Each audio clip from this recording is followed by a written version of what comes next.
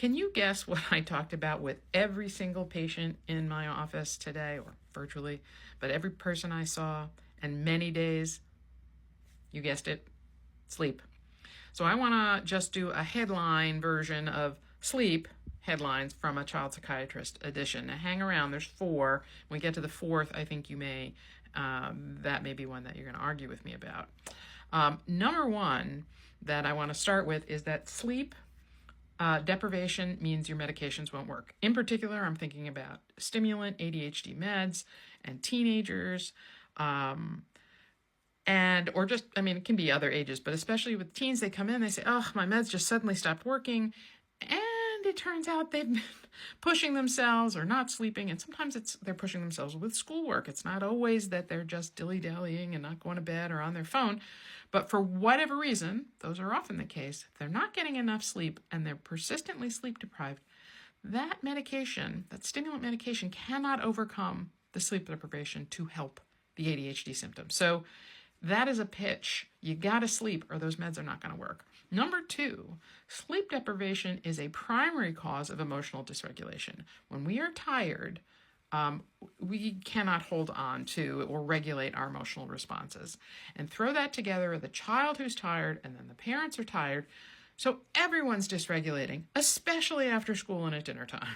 But can happen anytime, later in the day when you're more tired.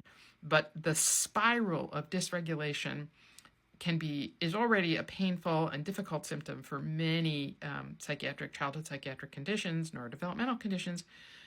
Getting enough sleep is essential it's an essential first step to helping to work toward everyone being more regulated. Number 3, despite all this conversation about sleep, I will tell you, you cannot make your child fall asleep. You can't. You can develop habits and strategies and skills that are conducive to sleep. So regular bedtimes, no phones in the room, quieter, sort of stimulating time before bed, whatever it takes, thinking about cooling down the central nervous system, the sympathetic tone in particular, your sort of awake, alerting tone. What do we work on? And you can work on all of those and encourage those behaviors and build those routines. But once a child's in bed and doing those things, you can't be mad at them for not falling asleep because sometimes brains just won't turn off. And if it is a persistent problem that despite all the work, they're still not falling asleep, that's time for an evaluation. Last one, gonna get some pushback. Sleep is more important than homework. I know that's harder to talk about with older kids, teenagers. I get it. Who are, trying to finish a ton of work. But if there are, this starts early and they start giving kids early, quite young. We need to take a stand. Sleep is more important than homework. And even for kids as they get older, understanding the risks to not sleeping enough and how important it is to the bigger picture.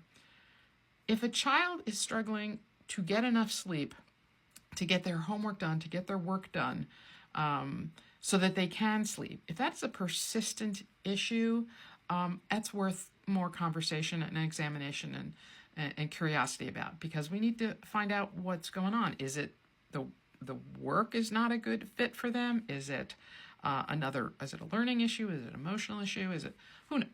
But if it's persistent, and for whatever, if they can't even start homework until so late that they can't get to bed, any of that, we need to be understanding more, because sleep is more important than homework.